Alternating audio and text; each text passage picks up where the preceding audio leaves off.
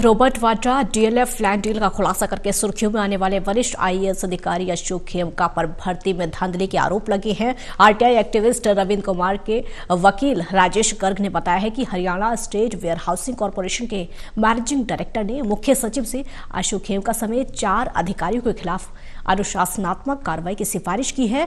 इस बारे में हमारे संवाददाता ने पक्ष जानने के लिए अशोक खेमका को फोन किया तो उन्होंने अपना फोन तो उठाया लेकिन कोई जवाब नहीं दिया। यह पूरा मामला क्या है और Haryana state warehousing corporation के मैनेजिंग डायरेक्टर ने मुख्य सचिव से क्या सिफारिश की है, इस बारे में खास बातचीत की हमारे संवाददाता अनिल कुमार ने पंजाब एवं हरियाणा हाईकोर्ट के सीनियर एडवोकेट राजेश गर्ग से। आप भी देखिए।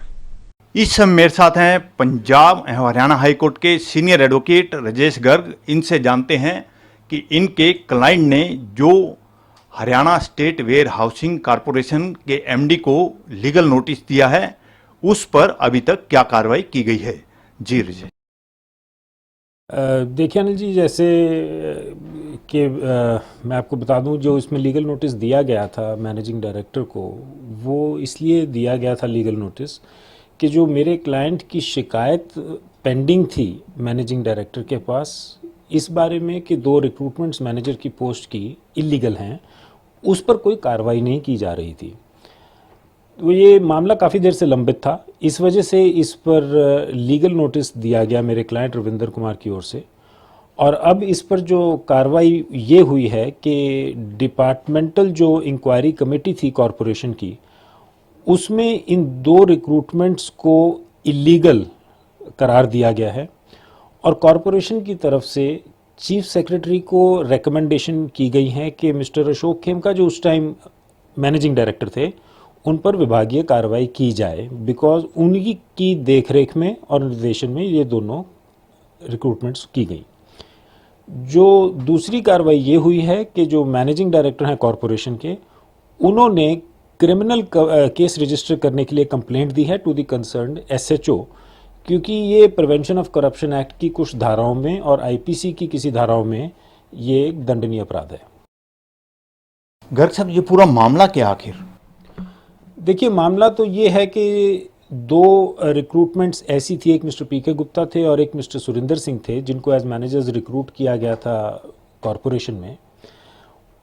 वो जो 2 रिक्रूटमेंट्स थी वो अवेलेबल वैकेंसीज से एक्सेस में थी, ना ही सिर्फ के एक्सेस में थी, उन दोनों कैंडिडेट्स के पास रिक्विजिट क्वालिफिकेशंस नहीं थी।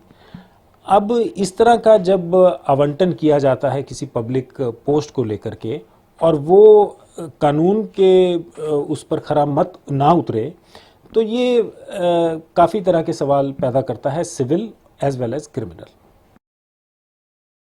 गर्ग साहब, जो पुलिस अथॉरिटी को रिकमेंडेशन दी गई है उसमें क्या कार्रवाई बनती है?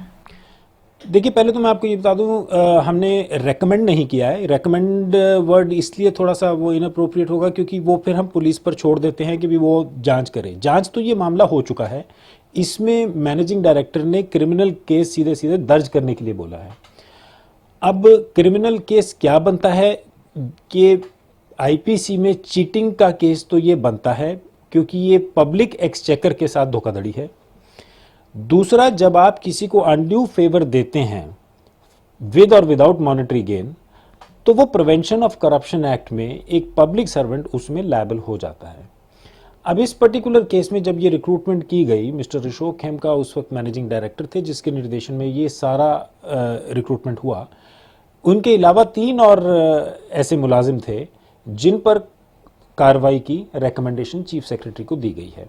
बाकी इन्वेस्टिगेशन में, क्रिमिनल इन्वेस्टिगेशन में जो कोई भी इसमें लायबल पाया जाता है उस पर ये फौजदारी कार्रवाई होगी।